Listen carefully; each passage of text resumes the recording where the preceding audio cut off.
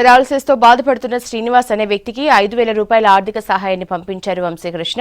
పెద్దపల్లి జిల్లా ఓదెల మండలంలోని కొమిరా గ్రామంలో నివాసం ఉంటున్న నాగపూరి శ్రీనివాస్ గౌడ్కు కొన్ని రోజుల క్రితం బ్రెయిన్ ఆపరేషన్ చేశారు వైద్యులు. దీంతో పెరాలసిస్ తో బాధపడుతున్న విషయం తెలుసుకున్న అల్లం సతీష్ చెన్నూరు ఎమ్మెల్యే వివేక్ వెంకటస్వామి తనయుడు వంశీకృష్ణకు తెలియజేశారు.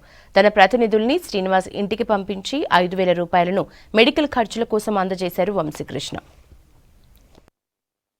ఓదెల మండలం కొమిర గ్రామానికి చెందిన నాగపూరి శ్రీనివాస్ గత 6 నెలల నుండి మంచానికే పరిమితమై ఉండగా గడ్డం వివేక్ వెంకటస్వామి గారి తనయుడైనటువంటి గడ్డం వంశీ గారి దృష్టికి వెంటనే తీసుకెళ్లగా వారు స్పందించి 5,000 ఆర్థిక సాయం చేయడం జరిగింది.